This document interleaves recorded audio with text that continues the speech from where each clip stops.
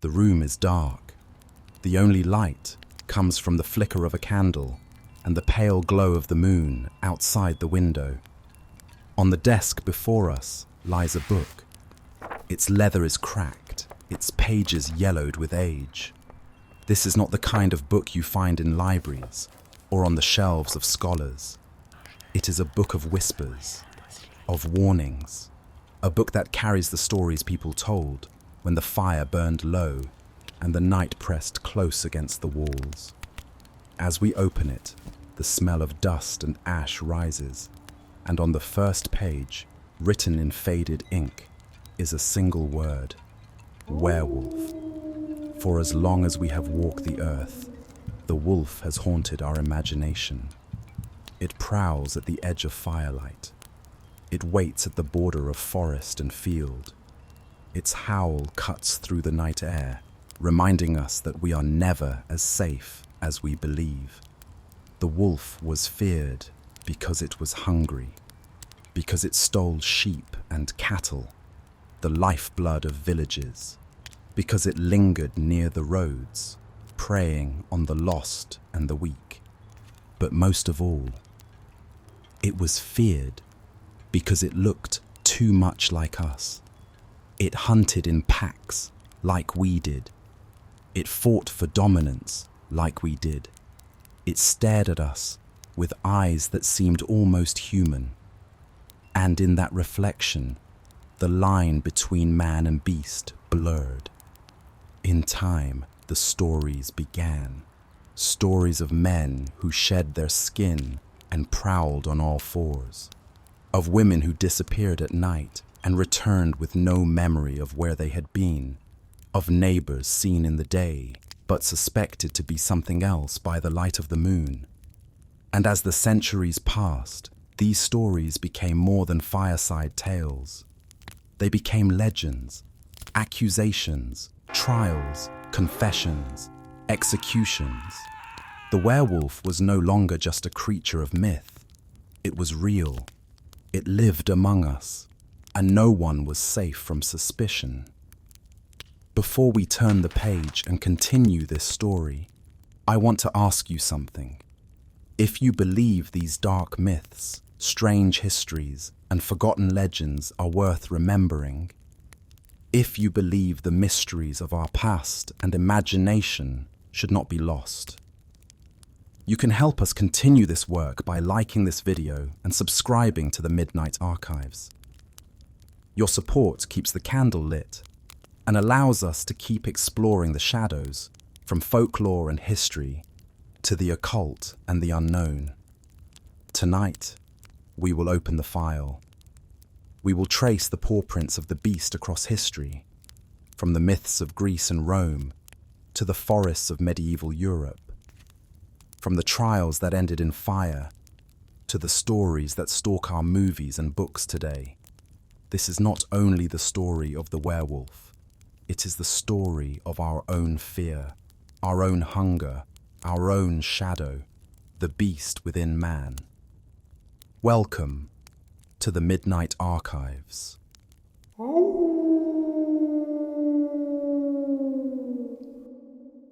To understand the terror of the werewolf, we must begin not in the courts, nor in the myths of kings, but in the daily life of medieval Europe. Imagine a small village, sometime in the 14th century. A cluster of wooden homes, their thatched roofs bent under snow. Smoke curls from chimneys, carrying with it the smell of burning oak and peat. A church bell tolls the hours, reminding everyone of their place under God. And beyond the tilled fields and grazing sheep lies the forest, dark, endless, waiting. The forest was no gentle place. It was a world of hunger and danger, a place where the laws of man held no sway. Every peasant knew that once the sun dipped below the horizon, the world outside the village walls belonged not to them, but to the beasts. The wolf was the most feared of all. Not because it was the largest predator, bears and boars also prowled the woods, but because the wolf was clever. It was persistent. It could watch from the tree line for hours, waiting for a shepherd to look away, or a gate to be left unlatched. To the farmer, the wolf was a thief of life itself. A single wolf could scatter a flock of sheep, killing not only for hunger, but out of frenzy. The villagers might find the fields in the morning strewn with bodies, the snow stained red, the work of a single night undoing months of labor. And so, the wolf became more than an animal. It became a shadow, a reminder that safety was fragile, that beyond the fields lay something cunning and merciless. At night, when the wind carried howls across the hills, fear settled over the village like a second blanket. Children were warned not to stray near the forest. Travelers carried torches and prayed under their breath. And when someone disappeared, a shepherd lost in the snow, a child gone from their bed, the stories began. Perhaps it was wolves, or perhaps it was something worse. The whispers spread quickly. Neighbors glanced at one another with suspicion. That man who lived at the edge of the village, quiet and alone. The woman who disappeared into the woods to gather herbs, returning at dusk with eyes too bright, too wild. The boy who dreamt of hunting under the full moon, his hands shaking when the bell rang for morning mass. Perhaps they were not entirely human. Perhaps, under the pale light of the moon, they shed their skin and became wolves themselves. To the medieval mind, this was not a far-fetched idea. The boundary between man and beast was never as solid as we imagine it today. Bestiaries, the illustrated books of animals kept by monks, often showed creatures that were part fact and part fantasy. The natural and the supernatural lived side by side. And so, the thought that a man might transform into a wolf felt less like superstition and more like possibility. It was a possibility that explained the unexplainable. Why a man would vanish from his bed and return with blood under his fingernails. Why sheep would be found ripped apart, though no wolf tracks marked the snow. Why a woman's cries were heard in the night, but no trace of her could be found in the morning. Transformation became a story people told themselves when fear demanded an answer. The moon, ever present in the night sky, gave these stories a rhythm. The waxing and waning of its light seemed to mirror the cycle of man and beast. The full moon was the moment of danger, when the pull of the beast became too strong to resist. The connection was not scientific, nor did it need to be. It was poetic, symbolic, and powerful. The moonlight transformed the familiar world into something uncanny. It cast shadows where none had been. It painted the fields silver, turning men into phantoms and wolves into monsters. It was easy to believe that if transformation were possible, the moon would be its trigger. And so, in these small villages, places where the forest pressed close and survival was always uncertain, the werewolf was born. Not yet the creature of Hollywood, with fur and fangs and silver bullets, but a whisper, a suspicion, a fear that beneath the face of one's neighbor, something wolfish might stir. The werewolf was never simply about wolves. It was about trust, about the fragility of community. Because if even the man beside you at the church pew could become a beast at night, then nowhere was safe. These were the first whispers, the earliest shadows of a belief that would one day become deadly serious. For now, they remained tales told in secret, warnings muttered by firelight. But in time, these whispers would grow louder. They would echo through the courts and pulpits of Europe. And when famine and plague struck, when wolves prowled bolder and hungrier than ever, These stories would no longer be just stories. They would become accusations. And accusations, once spoken aloud, were hard to silence. The curse of the moon had begun. Long before medieval villagers whispered of neighbors who walked as wolves, the myth of transformation was already ancient. The idea that man and beast could blur, that the wolf was both enemy and mirror, stretches back to the dawn of civilization itself. If we turn the pages of our archive further back, past the dark forests of Europe, past the trials and the whispers, we find ourselves in the world of myth, where kings were cursed, warriors wore skins of beasts, and even the gods themselves were never safe from transformation.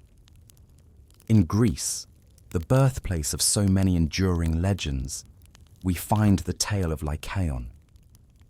Lycaon was a king, powerful and proud, but like so many mortals, he wished to test the gods.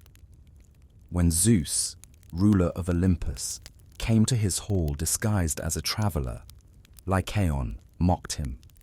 The king prepared a feast. The hall glowed with firelight, the tables heavy with roasted meats and wine. Servants moved silently between the benches, pouring goblets, placing platters before their guests. But among the lamb and venison, Lycaon hid something else. The flesh of a murdered boy, roasted and dressed to look like any other dish. This was Lycaon's test. If Zeus truly was a god, he would know. But Zeus was not deceived.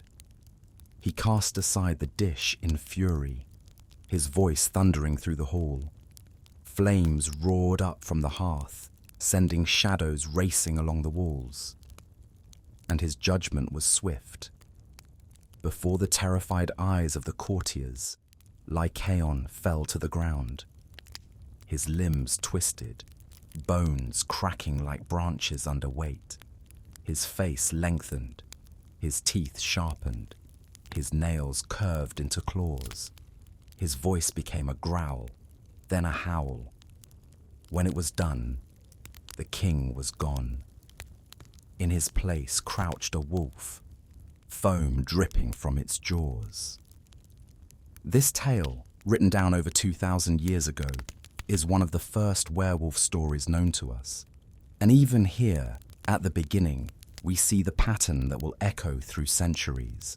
Transformation as punishment. The werewolf is not just a monster. It is the price of sin, the curse laid upon those who defy the order of the world. The Greeks took the myth further. In the mountains of Arcadia, there was said to be a festival called the Lycaea. At its heart was the belief that those who ate human flesh might be transformed into wolves for 9 years, wandering the forests until their curse was broken. Was this merely legend, or was some echo of ritual hidden beneath? We cannot know. But it shows us something essential. In Greece, the boundary between man and wolf was seen not just as symbolic, but as dangerously porous.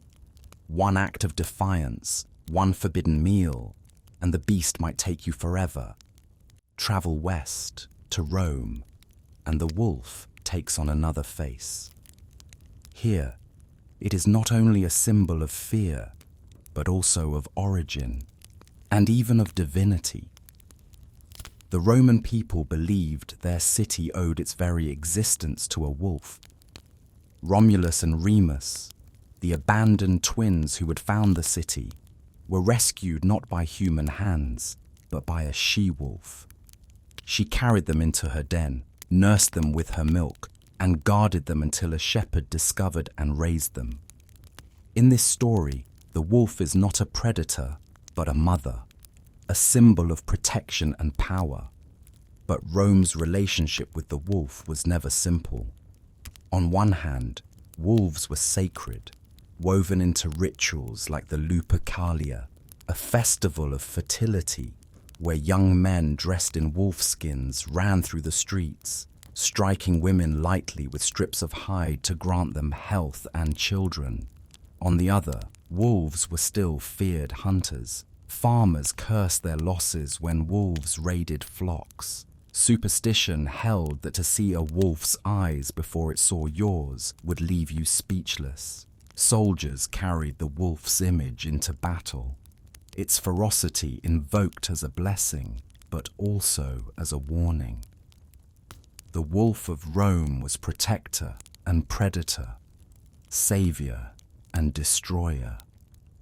The same duality we saw in Greece now stood at the heart of the empire. Now let us turn to the frozen north, to the land of sagas and skalds. Here, the wolf was not only a symbol, but a mantle, something a man could put on and wear into battle. The Ulfhednar were warriors who fought in a frenzy, clad in the pelts of wolves. They believed that by wearing the skin, the spirit of the animal entered them. In the clash of swords and the spray of blood, they howled like beasts, biting through shields, striking with unearthly strength. One saga describes them as mad as dogs, strong as bears, killing men with a single blow, neither fire nor iron hurting them. For those who faced them, the berserkers were more beast than man. But even among their own people, they were feared. They were men who willingly stepped out of humanity and into something wild, uncontrollable. To fight alongside them was to feel awe. To live beside them was to feel dread. Beyond the berserkers were the hamrammer, those with the power to change shape at will. One story tells of a father and son who possessed such a gift, finding wolf pelts that allowed them to roam the forests in lupine form. For 10 days they lived as wolves, their bodies hunting as beasts, their minds caught between man and animal. But when their frenzy turned against each other, one struck the other nearly to death. Only by removing the pelt could the curse be lifted. These tales remind us that transformation was never far from the Norse imagination. Sometimes it was a blessing, a power in battle. More often, it was a danger, a curse that tore families apart. The saga of Kveldulfr, the evening wolf, speaks of a man whose rage swelled with the night. By day, he was quiet, almost sullen, but by nightfall, a dark strength possessed him. His enemies claimed he was no man at all, but a wolf in human form. His name alone carried fear, whispered in halls and homes as a warning. What unites these ancient tales, from Greece, Rome, and the frozen north, is the wolf's duality. In Greece, the wolf is punishment. In Rome, it is protection. In the north, it is power. But always, it is transformation. Always, it is the crossing of the boundary between man and beast. The wolf was never simply an animal. It was a mirror, reflecting humanity's hunger, its rage, its ambition. And in every culture, the same question lingered. What happens when the mirror breaks? As these stories traveled across generations, they began to mix with local folklore. The curse of Lycaon echoed in European tales of cannibalism and witchcraft. The wolf mother of Rome resurfaced in whispers of witches nursing their familiars. The berserkers' pelts became the foundation for stories of men donning skins to stalk the night. By the time the Middle Ages began, These ancient myths had seeped into the soil of Europe. They no longer belonged to kings and gods. They belonged to villagers, to travelers, to shepherds who heard the howls at night and wondered if their neighbor might not be all he seemed. The werewolf was leaving the world of myth and entering the world of men. The myths of gods and kings are powerful, but it is the folklore of villages that truly shapes how people live. Because myth explains the heavens, but folklore explains the night outside your door. And when it came to wolves, folklore was everywhere. In France, the werewolf, or loup-garou, became one of the most enduring fears of the countryside. Farmers working in their fields told their children not to wander into the woods, lest the loup-garou carry them away. Mothers warned their sons that if they strayed too far from the fire, the wolf-man would be waiting in the shadows. Some tales were cautionary. They said that those who skipped church or who ignored the fasts of Lent might find themselves cursed to wander as wolves. Others claimed the curse fell upon men who made pacts with the devil, trading their souls for the thrill of the hunt. But the most frightening stories were the ones about ordinary travelers. One French tale tells of a group of hunters who spotted a massive wolf in the forest. They loosed their arrows, wounding it in the leg. The creature fled. But the next day, one of the villagers was found in his home, his leg bandaged and bleeding in the same place. Suspicion grew, and whispers spread. The man they had known for years was no man at all, but the loup-garou.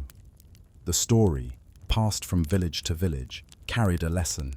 Even the man beside you might carry the curse. France also gave birth to one of the most famous wolf legends of all, the beast of Gévaudan.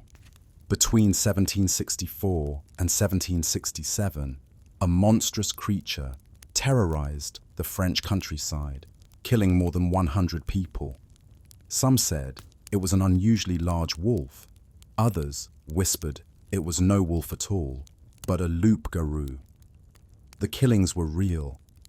And though history remembers the beast as a wolf or wolf-dog hybrid, the folklore that grew around it was unmistakable. In the minds of the peasants, this was not just a beast of flesh and blood. It was a shadow, a curse, a reminder that evil walked not only on 2 legs but sometimes on 4. Travel east into the forests of Germany and the wolf takes on another, darker life. German folklore is filled with huntsmen, figures who move between civilization and wilderness, protectors and killers both.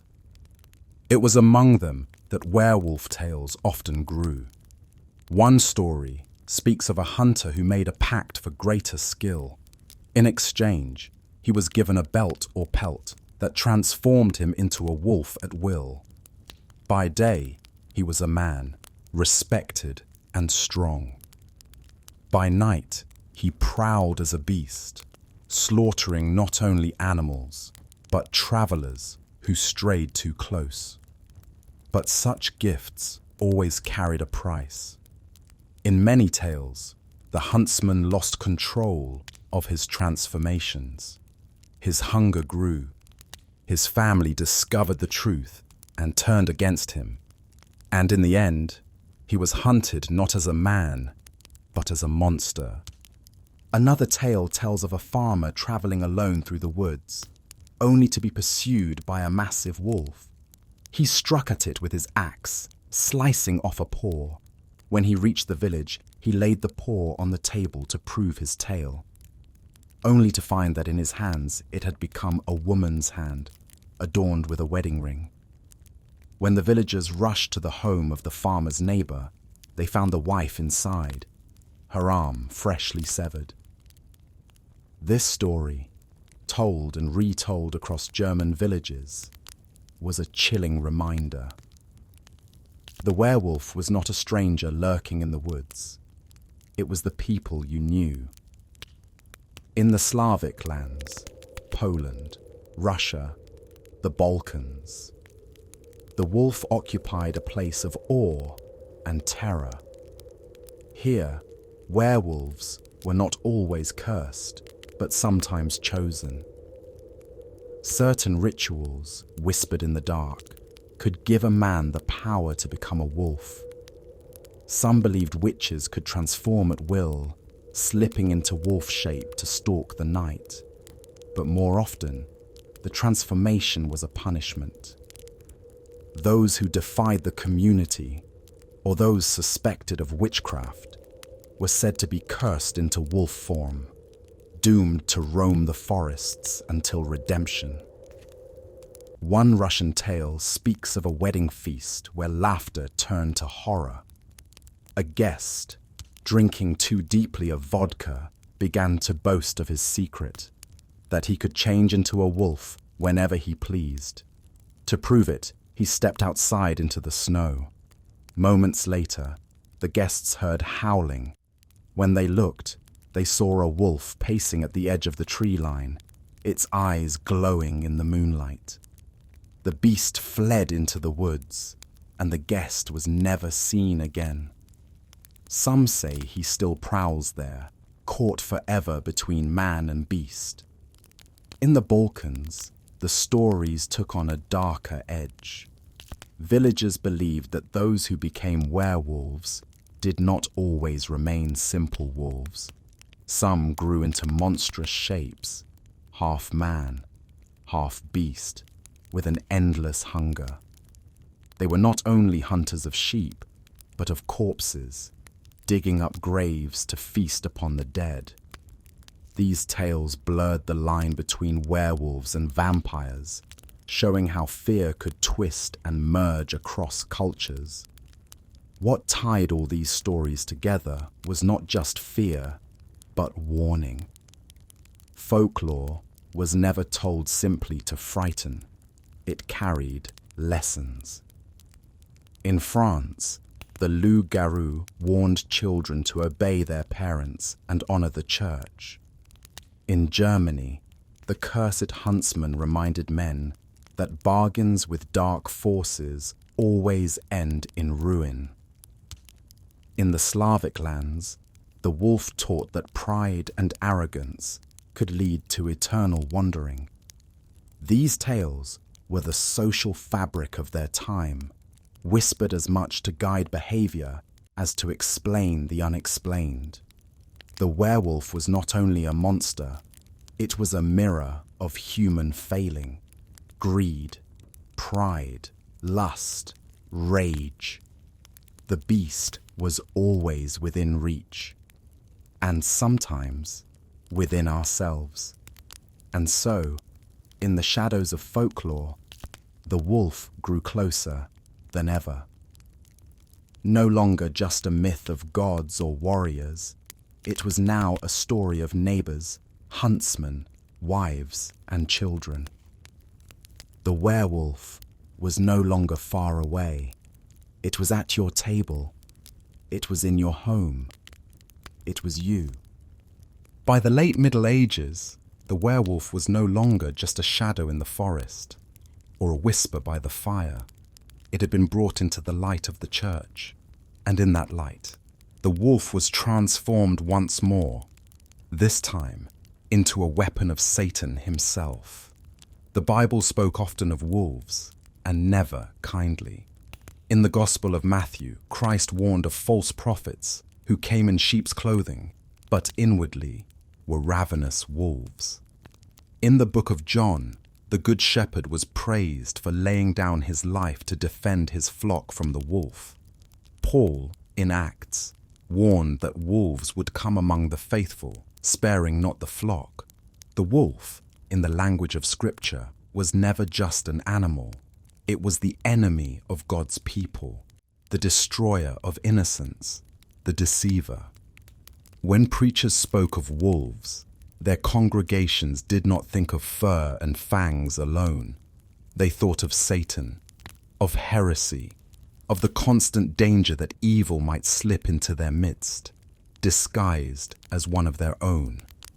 And so, when the stories of men who became wolves spread through Europe, the church found in them not just superstition, but evidence. Evidence that the devil himself was at work. The church of the Middle Ages had no doubt. Werewolves were real, and they were not simply cursed by chance. They were servants of the enemy. Wolves were described in sermons as the hounds of hell. Priests warned their congregations that those who strayed from the faith might find themselves transformed, their souls blackened, and their bodies twisted into beasts. Inquisitors recorded testimonies of villagers who swore they had seen men transform beneath the full moon, aided by ointments or charms gifted by demons. The transformation was not simply physical, it was spiritual. To become a wolf was to surrender your humanity, to abandon God and embrace the devil. And yet, not all werewolf stories of this period were about flesh and fur. Some were about dreams. In many records, accused werewolves confessed not to becoming wolves in body, but in spirit. They described lying in bed as their souls slipped free, carried on the night wind to join other wolves in the forest. Together, they hunted livestock, or even men, while their bodies remained behind, still and cold. To the church, these were not idle dreams. They were proof of the devil's influence. Demons, it was said, carried the souls of sinners into the night, binding them to the form of the wolf. These dreams blurred the line between vision and reality.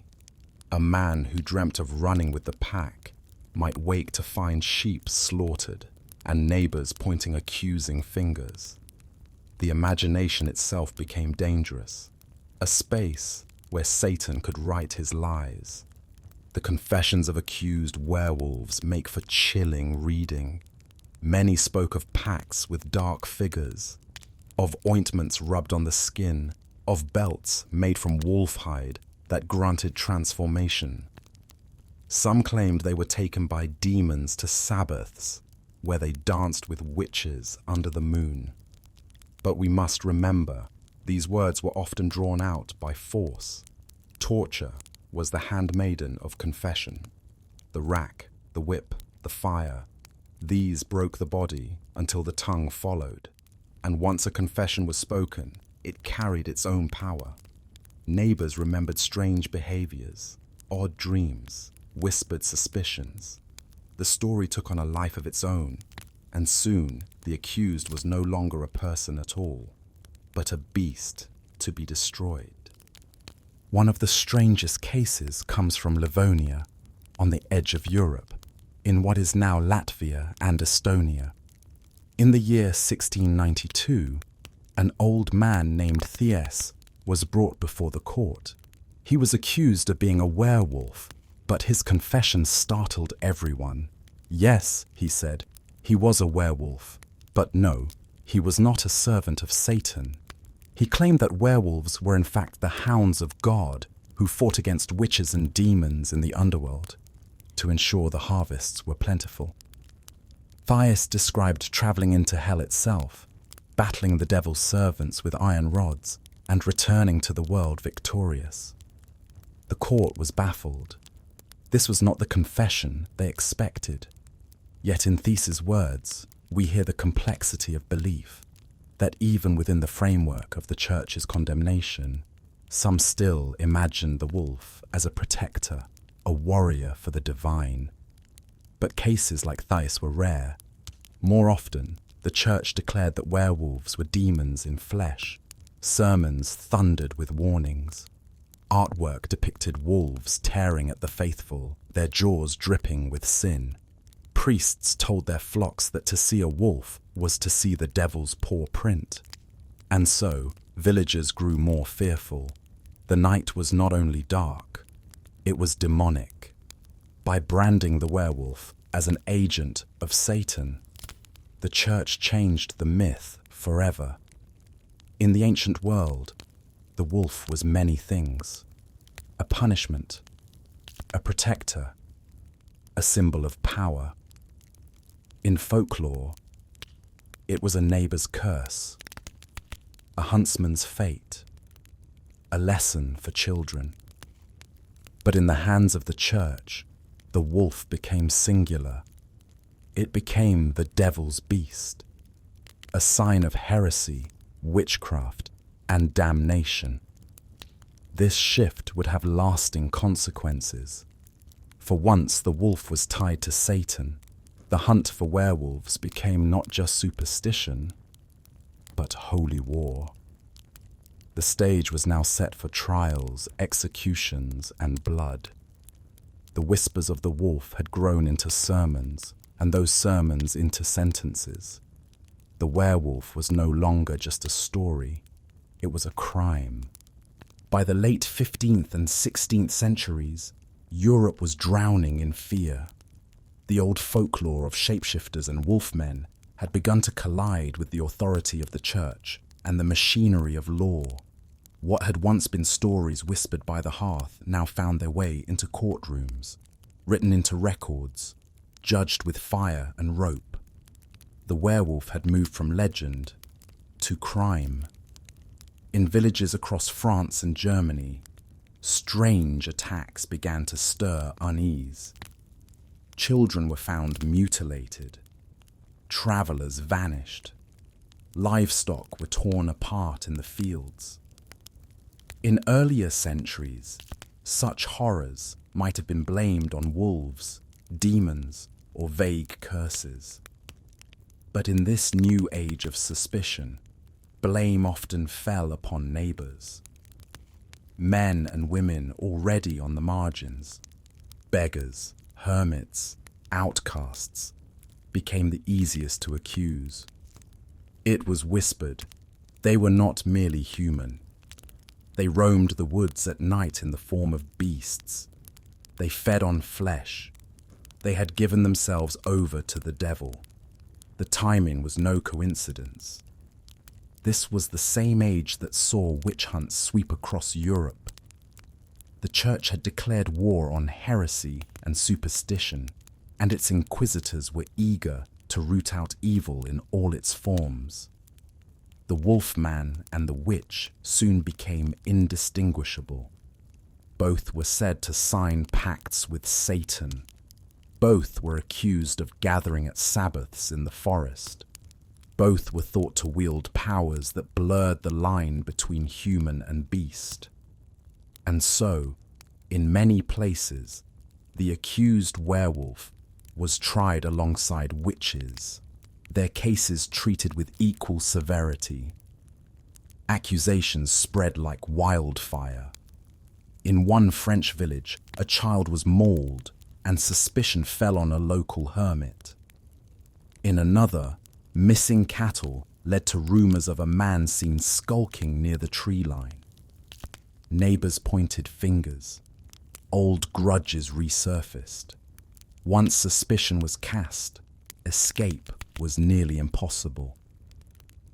Under torture, the accused confessed to horrors both imagined and real, roaming the countryside as wolves, feasting on corpses, conspiring with demons. The more gruesome the confession, the more it confirmed the fears of judges and villagers alike.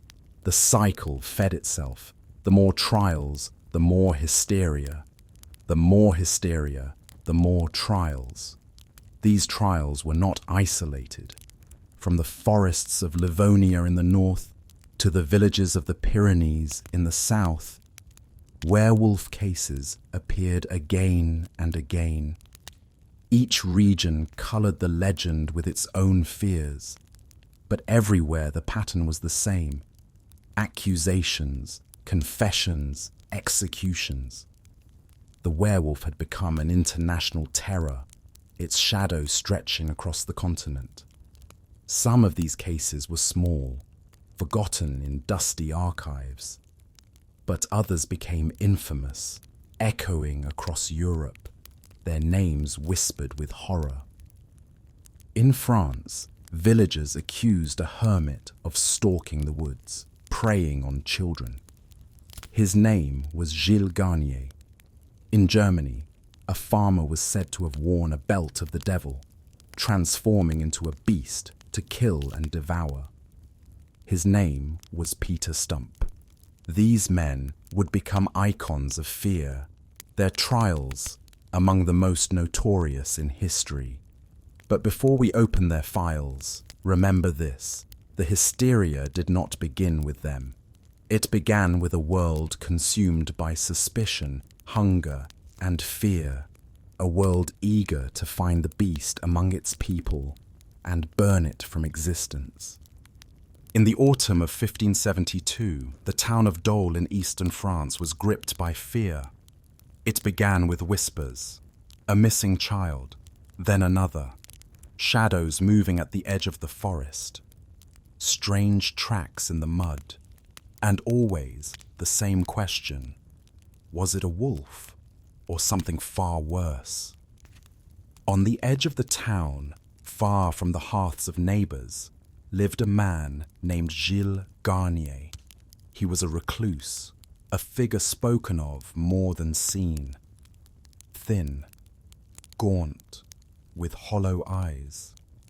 A man who kept to himself, surviving with his wife in a small hut deep in the woods. To the villagers, Garnier was strange. He did not laugh in the tavern or gossip in the market.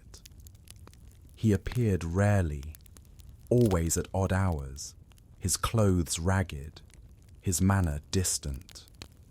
And in a world where difference was dangerous, strangeness could be fatal. The first victim was a young girl, no older than 10. She vanished while gathering wood at the edge of the forest. Hours passed.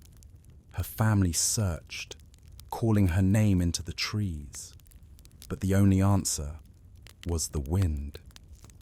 When her body was found days later, it was torn and half-eaten. Wolves, the villagers said.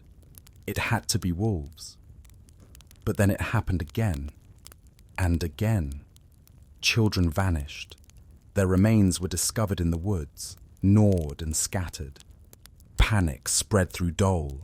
Mothers clutched their children tighter. Men carried weapons on the roads. And yet, the killings continued. It was then that some began to whisper a darker possibility. Not just wolves, a wolfman, a loup-garou. It was not long before witnesses came forward. Hunters claimed they had seen a massive wolf near the forest, its eyes gleaming unnaturally in the moonlight. But others swore they had seen more than a beast. They said they had glimpsed a figure, a man, bending over the body of a child, feeding as though starved. One account told of peasants stumbling upon a grisly scene. A half-naked Garnier crouched over the corpse of a young boy, blood smeared across his face. When they cried out, he fled into the trees. These stories were enough. The whispers became accusations. The accusations became law. In November of 1572, the authorities of Dole arrested Gilles Garnier. Dragged from his hut, he was taken in chains to the town. The people of Dole gathered to watch, muttering, cursing, spitting at the gaunt figure who shuffled through their streets. To them, this was the monster that had haunted their nights, the werewolf of the forest, the devourer of children. The trial of Gilles Garnier was swift but unforgettable. In the dark hall of justice, he was accused of murder, witchcraft, and lycanthropy. The charges were read aloud. He had hunted children as a wolf, tearing their flesh, devouring their remains. Under torture, Garnier confessed. His words spilled out in broken sobs, his voice hoarse with pain. "Yes," he said, He had killed. Yes, he had eaten. He claimed that a ghostly figure had appeared to him in the forest, offering him an ointment that gave him the power to transform into a wolf. With this gift, he could hunt more easily, feed himself and his wife. But the hunger grew, and the children were so small, so vulnerable. He could not resist. The court recorded his confession in chilling detail. He described luring children into the woods, strangling them with his hands, tearing their bodies apart with teeth and claws. He admitted to eating their flesh raw, to dragging remains back to his hut to share with his wife. The judges recoiled, the spectators shuddered, but none doubted his guilt. In January of 1573, Gilles Garnier was sentenced to death. The punishment was public, as all such executions were meant to be, a warning to the people, a cleansing of the community. He was led to the stake, bound in chains, his thin frame silhouetted against the wood piled high around him. The crowd gathered in silence, broken only by the cries of grieving families. When the torch was set, the flames leapt hungrily. Garnier screamed, then fell silent as smoke filled the air. The fire consumed him, reducing the so-called Werewolf of Dole to ash. For the villagers, justice had been done. The monster was dead. The fear had been burned away. But the story did not end there. The trial of Gilles Garnier was remembered long after his death. Pamphlets carried his confession across France, retelling his crimes in lurid detail. He was described not only as a murderer, but as a beast, a man who had surrendered to hunger so completely that he became a wolf. His case was used as proof, in courts and sermons alike, that werewolves were real. He became a symbol of the church's warnings, of the devil's power, of the fragility of humanity. But when we step back, another picture emerges. Garnier was a hermit, isolated, starving, struggling to survive. His confession came under torture. His so-called wolf's ointment may have been nothing more than folklore or fantasy. Was he truly a werewolf, or was he a desperate man, scapegoated by a community in fear? We cannot know for certain, but his story endures, not because of what he was, but because of what people believed him to be. The case of Gilles Garnier reads today like a dark true crime story.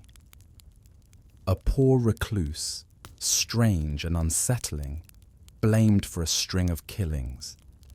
A sensational trial, confessions under torture, and a brutal public execution. But in the 16th century, it was more than crime. It was confirmation. Confirmation that the Wolfman was real, that Satan walked in the woods, that no child was safe if the fire burned low. And so Garnier's death did not end the fear. It fed it. Every whisper of a missing child, every howl in the forest, carried his name. The hermit of Dole was gone, but the werewolf lived on. If Gilles Garnier was a horror story whispered in the woods, Peter Stumpp was a headline that thundered across Europe. His name became infamous, the Werewolf of Bedburg. A man accused of unspeakable crimes, tried and executed in a spectacle so brutal it seemed designed to burn his memory into history. It was the year 1589, in the small town of Bedburg, near Cologne in Germany. The region was troubled. It was scarred by war, poverty, and religious tension. Wolves prowled the forests, and fears of witchcraft hung heavy in the air. And then the killings began. Livestock were found torn apart. Travelers vanished on the road. Children disappeared, only for their remains to be found half devoured at the edge of the fields. The people of Bedburg whispered the same word, werewolf. Suspicion eventually turned toward a man named Peter Stumpp. Stumpp was not an outcast like Garnier. He was a farmer, middle-aged, relatively well off. He had lived in the area for decades, raising crops, raising children, and building a reputation as a respected member of the community. But beneath the surface, Stumpp was already known for something darker. He had a temper, he was secretive, and soon villagers began to say they had seen him change. Not metaphorically, but literally. Hunters claimed to have cornered a massive wolf in the forest. They wounded it, but it escaped. When they returned to the village, they found Stumpp, his hand bleeding from the same wound. That was enough. He was arrested, chained, and dragged before the authorities. Under interrogation, and soon torture, Stumpp confessed to everything. He told his captors that he had made a pact with the devil at the age of 12. In exchange for his soul, Satan had given him a magical belt, a strap of black leather that, when worn, transformed him into a wolf. In that form, he said, he had prowled the countryside for 25 years, killing livestock, hunting travelers, devouring women and children. The devil's belt, he claimed, gave him the strength of 10 men, the hunger of a beast, and the heart of a predator. When he removed it, he returned to human form, able to slip unnoticed back into his village life. Stumpp's confession went further, far further. He described stalking his victims with animal cunning, waiting for moments when they were alone. He admitted to murdering at least 13 children and 2 pregnant women, tearing them apart with teeth and claws. He spoke of cannibalism, of ripping unborn children from the womb and feasting upon their hearts. And then came the accusations of incest. He confessed to relations with his daughter and with a mistress. The trial records claimed that even his own sister was drawn into his crimes. The confessions were so lurid, so shocking, that they spread like wildfire. Pamphlets printed in Cologne carried the details far and wide, each more grotesque than the last. Stumpp was painted not only as a killer, but as a monster beyond redemption, a man whose humanity had rotted away until only the wolf remained. The trial of Peter Stumpp was unlike any other. He was accused not just of murder, but of witchcraft, lycanthropy, cannibalism, and incest. His crimes checked every box of the devil's corruption. There was no defense, no possibility of innocence. His confession, torn from him under the agony of the rack, was taken as truth. And so the judges declared Peter Stumpp was guilty of being a werewolf. The execution of Peter Stumpp was one of the most brutal spectacles of the 16th century. On October 31st, 1589, fittingly on All Hallows' Eve, he was led to the breaking wheel. Before a massive crowd, he was strapped to the wheel, his limbs stretched wide. Executioners used red-hot pincers to tear flesh from his body. His arms and legs were broken with the blunt side of an axe, smashed so that he could never rise again. Finally, his head was cut from his shoulders. His body was burned, reduced to ash. His daughter and mistress, accused of sharing in his crimes, were executed alongside him. The execution was not just punishment. It was theatre. It was a performance of justice meant to sear fear into the hearts of every villager who watched. And above it all, a message rang clear. The devil walks among us, and he must be hunted down. The story of Peter Stumpp did not die with him, it spread. Pamphlets printed in Cologne, written in sensational detail, carried the tale across Germany, France, and beyond. Stumpp was described as the very image of Satan's servant, a man who had surrendered fully to the beast within. Illustrations showed him as both man and wolf, devouring children in the fields. The words lingered on the horrors of incest, cannibalism, and pact-making, ensuring that his name would live in infamy. These pamphlets became some of the most widely read documents of the werewolf hysteria, stoking fear and fascination in equal measure. The case of Peter Stumpp marked the peak of the werewolf trials. Never before, and rarely after, would a case be so lurid, so sensational, and so widely known. For many, Stumpp was proof that the devil's power was real, that even a wealthy farmer could fall to corruption, and that no community was safe. His trial represented the perfect storm, a world scarred by war and famine, a church eager to root out heresy, and a community desperate for answers to its suffering. And in that storm, a man was transformed into a monster. Looking back, we cannot ignore the machinery behind it, the torture, the pamphlets, the appetite for spectacle. Was Stumpp truly guilty of the crimes he confessed? Or was he another scapegoat, sacrificed to satisfy the fears of his age? We cannot know, but his story endures, not because of who he was, but because of what people needed him to be. The Werewolf of Bedburg was not just a man. He was a symbol, a warning, a legend, and with his death, the hysteria of the werewolf reached its fever pitch. While the werewolf hunts raged in France and Germany, another version of the legend lived and breathed in the forests of the north and east. In Livonia, the land we now know as Latvia and Estonia, the wolf was not always Satan's beast. Here, under different skies, the werewolf was something stranger, more complex. The Baltic lands were a frontier of Europe.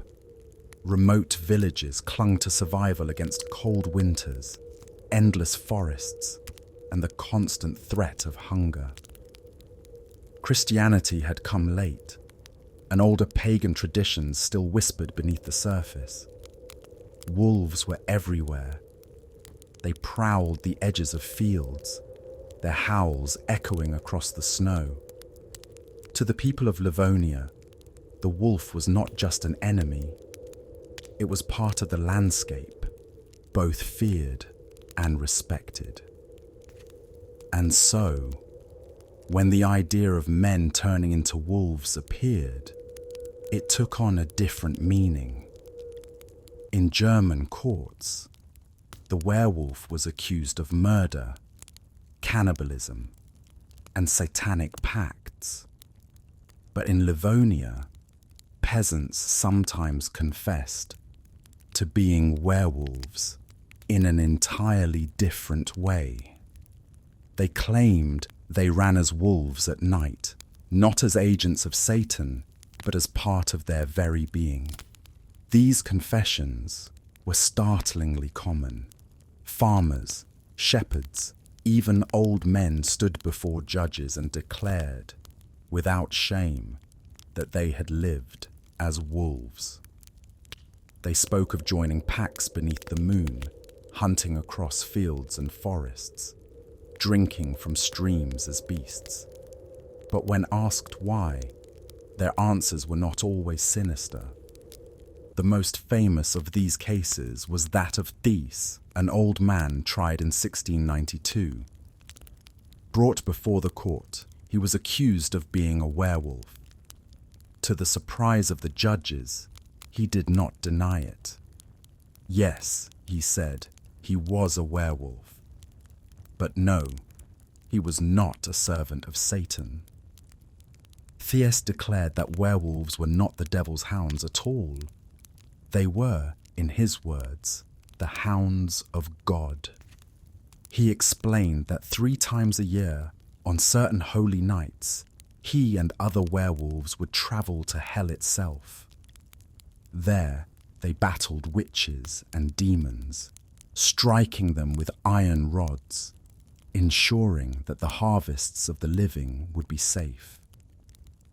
Without the werewolves, he said, the crops would fail, the earth would wither, and famine would claim the people. The court was baffled.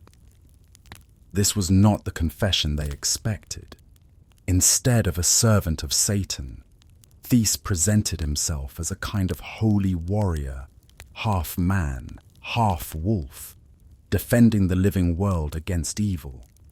The judges, unsure of what to do, condemned him anyway, but his testimony remains one of the strangest in the entire history of werewolf lore. Thies's words reveal something deeper. In the pagan traditions of the North, wolves were not always evil. They were sometimes protectors, guardians, even guides of the dead. Shamans in pre-Christian traditions were said to travel in animal form, their souls leaving their bodies to run as wolves, bears, or birds. These journeys were not demonic, but sacred. And in Livonia, we can still hear the echoes of that belief. The werewolf here was not simply the devil's servant, it was a remnant of older, wilder traditions, where to take on the form of the wolf was to bridge the human and the divine. Farther east, in Russia and the Slavic lands, the werewolf also took on different meanings. In Russian folklore, the Volkodlak was often cursed, transformed against his will, doomed to wander as a beast until freed by ritual. In some tales, the curse came from failing to observe fasts or holy days. In others, it was punishment for sins, but not necessarily a pact with Satan. The Slavic wolfman could also be tragic. Some stories told of men who became wolves for 7 years, only to return home and find their families aged or gone. The wolf was not just a monster, it was a fate, a cycle, a punishment that might one day end. These tales were filled with ambiguity, pity as much as fear, sorrow as much as horror. What is striking is how different these ideas were from those in Germany or France.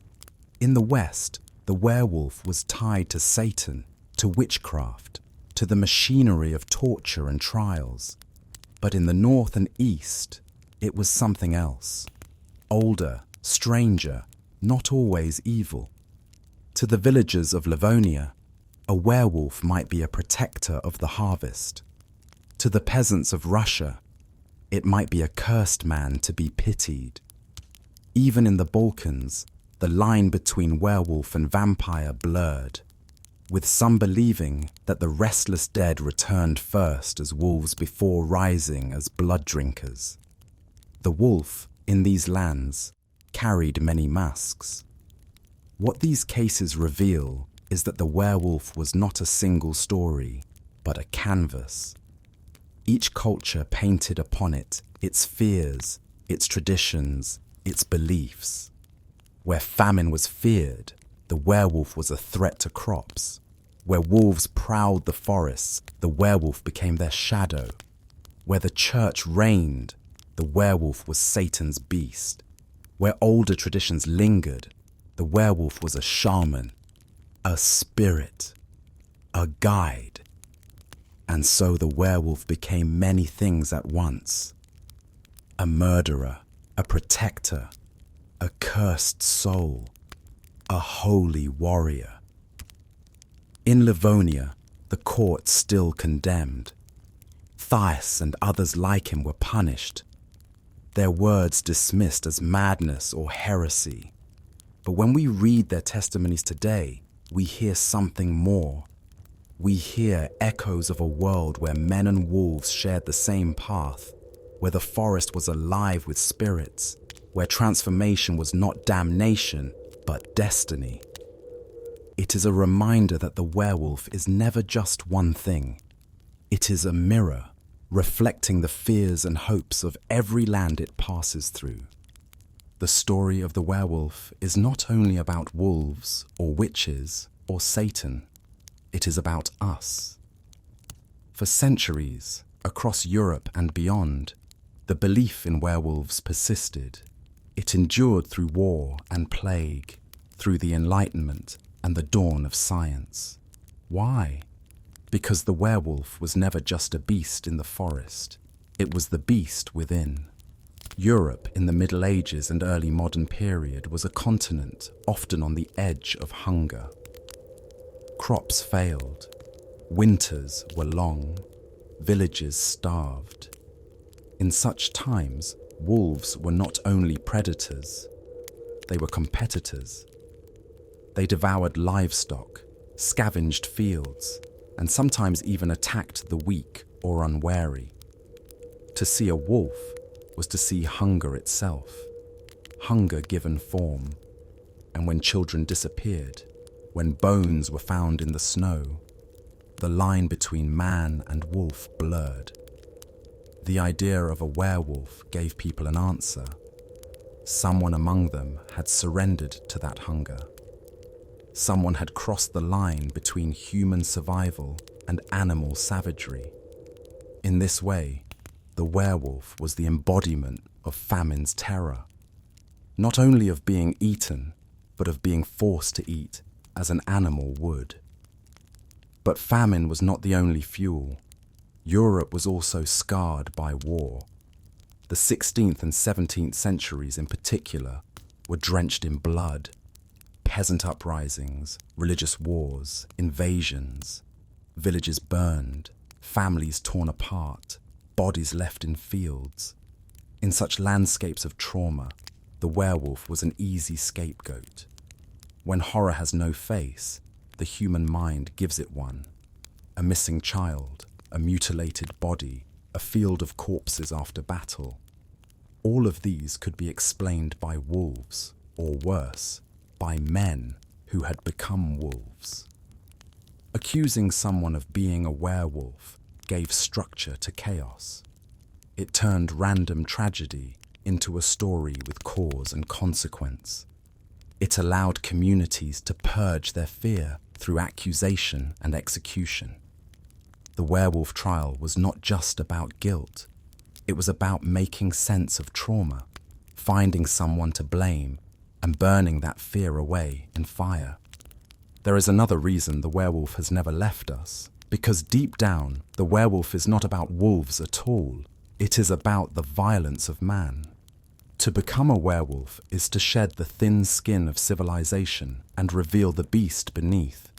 It is to act without law, without conscience, without restraint. The villagers of Bedburg feared Peter Stumpp, not only because he claimed to wear a devil's belt, but because his crimes revealed what a human being could do when all morality was stripped away. The werewolf is a symbol of rage, lust, hunger, the primal instincts that sleep within us.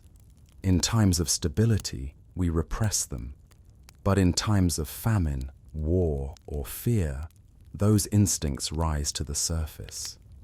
To call someone a werewolf was to say, this man is no longer one of us. He has surrendered to the animal within, and so the werewolf endured, not because it was real, but because it was true. It told people something about themselves, about their fears, their hungers, their capacity for violence. When famine struck, the werewolf explained starvation. When war raged, the werewolf explained cruelty. When trauma overwhelmed, the werewolf explained madness.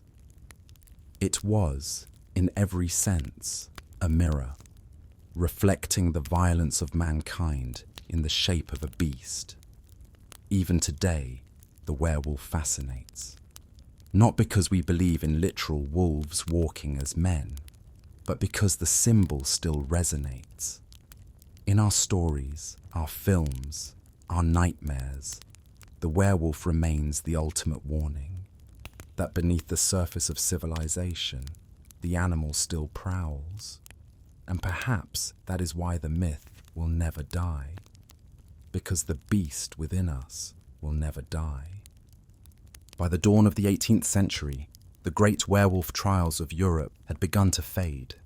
The Enlightenment, with its hunger for reason and skepticism, left less room for demons and beasts of the night. But the werewolf did not die. It simply changed its form. As courts grew less willing to condemn men as wolves, writers grew more eager to use them in stories. The werewolf slipped out of the records of judges and inquisitors and onto the pages of poets and novelists. In the salons of the Enlightenment, where science and philosophy thrived, tales of transformation still lingered in whispers. And by the 18th century, the werewolf had become a figure of fascination, a symbol of superstition from the dark corners of Europe. The real rebirth came with the Gothic movement of the late 18th and early 19th centuries. This was the age of haunted castles, ruined abbeys, and storms over bleak moors. Writers like Horace Walpole, Anne Radcliffe, and Matthew Lewis gave life to the Gothic, a literature of shadows, of horror and romance entwined. And in that fertile soil, the werewolf took root. The beast became less a figure of lore and more a creature of imagination, a monster to haunt lonely villages, to stalk maidens under the moon, to embody forbidden desires. It was also in this period that another monster rose to prominence, the vampire. In German and Eastern European folklore, the line between the two was sometimes blurred. The restless dead could return as wolves before rising as blood drinkers. In Slavic tales, the werewolf and vampire were kin, two faces of the same cursed coin. Literature carried that link forward. Just as the vampire became the ultimate figure of nocturnal hunger, the werewolf became its savage counterpart, lust and violence unchained. By the 19th century, both creatures stood side by side in Gothic horror. Together, they gave shape to humanity's deepest fears of the night. Romanticism added another layer. In an age where poets glorified wild landscapes and untamed emotion, the werewolf became more than a monster. It was a symbol of the wilderness within man, the uncontrollable passion that civilization tried to repress. In some stories, the werewolf was not condemned, but pitied, a tragic figure cursed to live between worlds, human by day, beast by night. This duality resonated with a culture fascinated by inner conflict, by the tension between reason and desire. By the close of the 19th century, the werewolf had become firmly rooted in fiction. It no longer needed courts or confessions to survive. It had become a creature of imagination, as adaptable as the moon itself. The stage was set for its survival into modernity. From Gothic novels to penny dreadfuls, from whispered folklore to the rise of cinema, the werewolf was ready to live on, not as a superstition of peasants, but as a nightmare for the modern age. The trials had ended, but the story had only just begun. By the mid-20th century, the werewolf had already haunted folklore, sermons, and Gothic novels. But it was not until the flicker of film that the beast found its most enduring shape. In 1941, Universal Studios released The Wolfman. And with that single film, the rules of the modern werewolf were written. The film told the story of Larry Talbot, played by Lon Chaney Jr., who returns to his ancestral home only to be bitten by a wolf and cursed with lycanthropy. What set The Wolfman apart was not just its atmosphere of fog-drenched moors and Gothic mansions, it was its tragedy. Larry Talbot was not a monster by choice. He was a man doomed by fate, cursed by something beyond his control. His struggle was not only with the beast inside him, but with the inevitability of his own destruction. Audiences sympathized with him. They pitied him. And in doing so, the Wolfman transformed the werewolf into a tragic figure, not merely feared, but mourned. But the Wolfman did something else as well. It gave us the rules that still define the werewolf in popular culture today. The curse of the full moon, the transformation that rips humanity away, bone and flesh twisting into beast, the silver bullet, the only weapon powerful enough to bring the monster down. Before the Wolfman, these ideas were scattered, inconsistent, or absent altogether in folklore. But Hollywood needed structure. It needed a monster with clear laws, a nightmare with boundaries that could be dramatized. And so the werewolf became codified. From then on, every werewolf story would echo those rules. The timing of The Wolfman was no accident.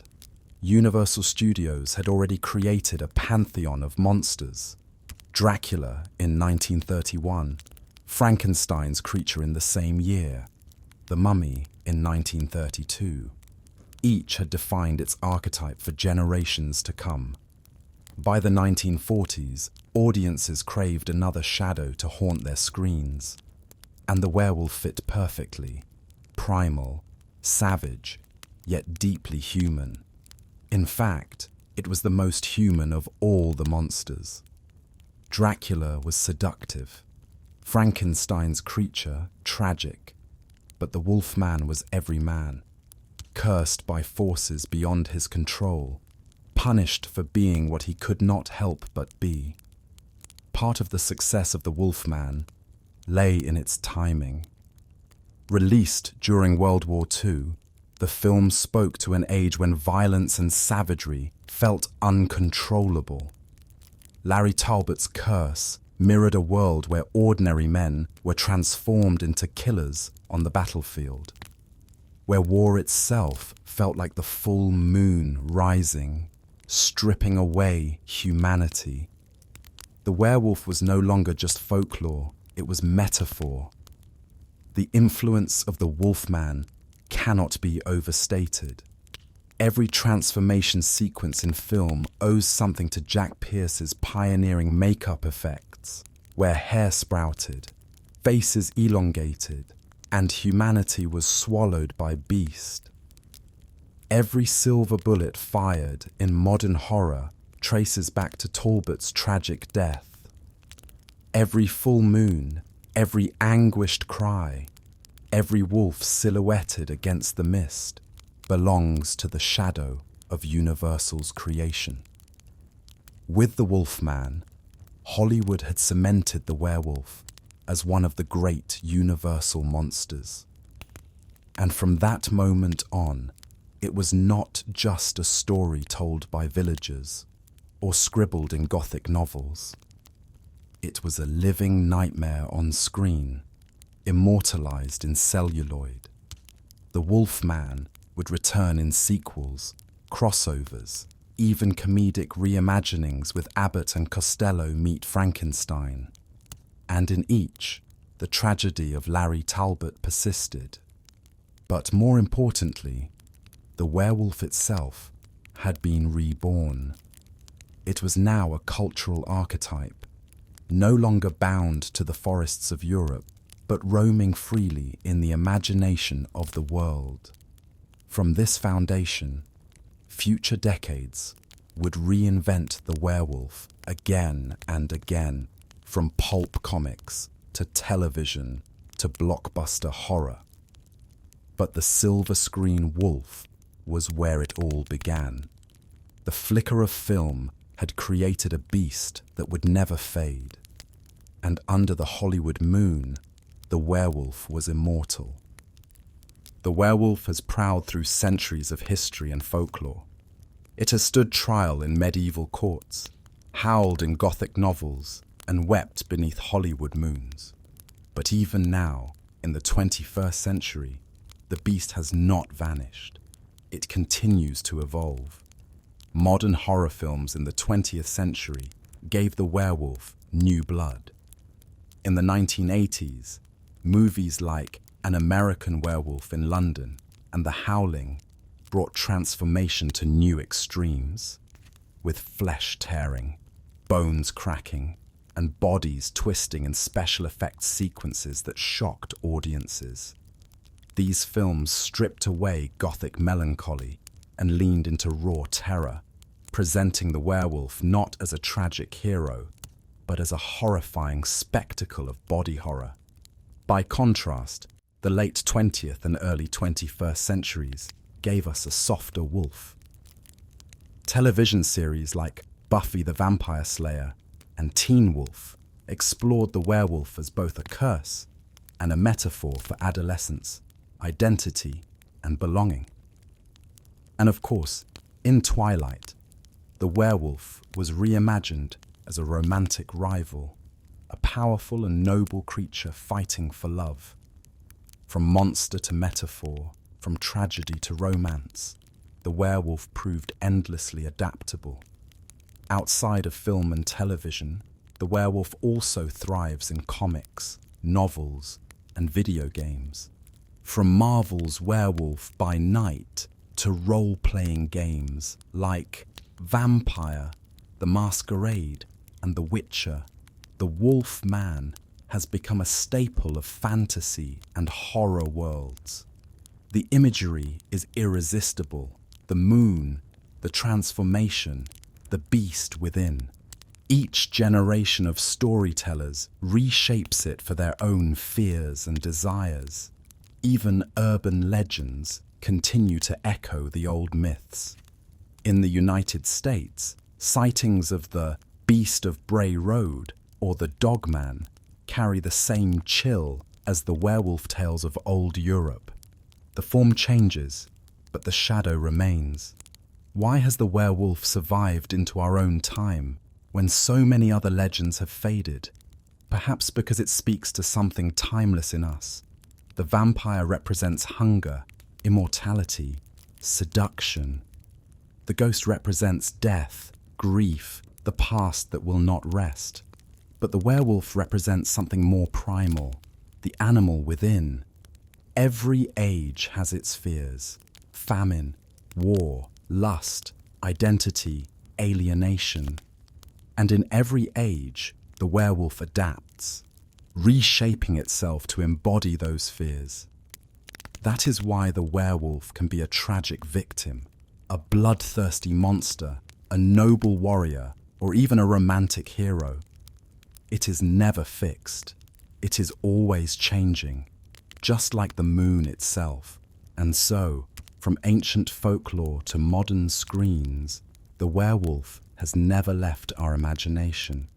It walks with us still, through forests, through city streets, through the glowing light of the television screen.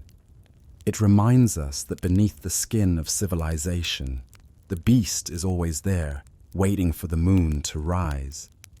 The candle burns low. The book lies open, its pages filled with centuries of fear and fascination.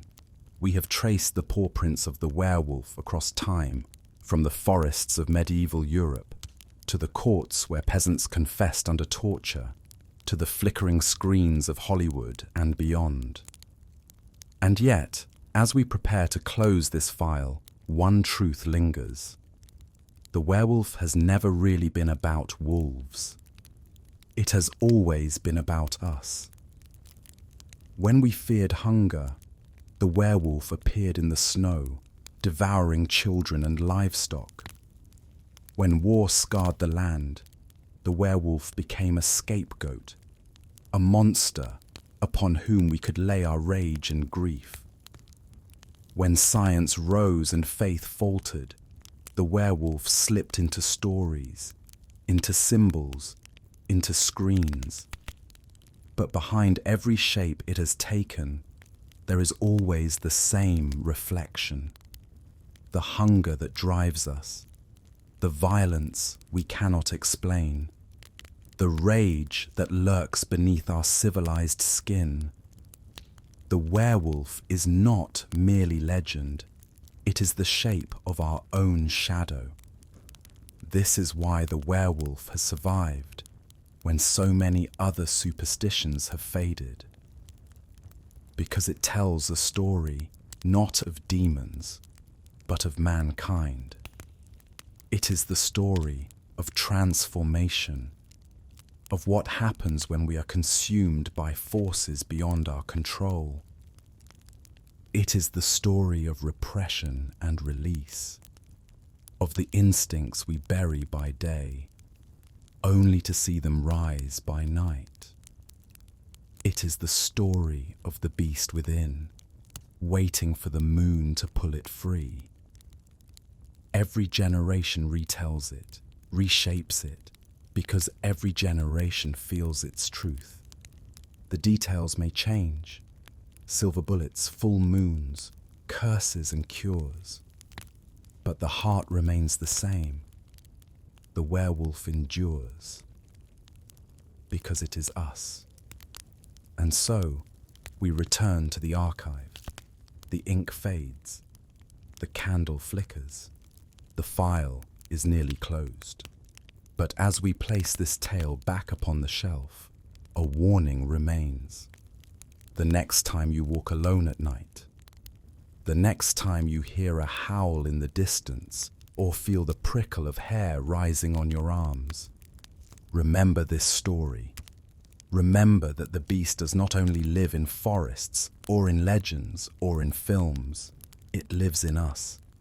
If you believe these myths, legends, and forgotten tales must be remembered, if you wish to keep the archive alive, you can help by liking this video and subscribing to the Midnight Archives.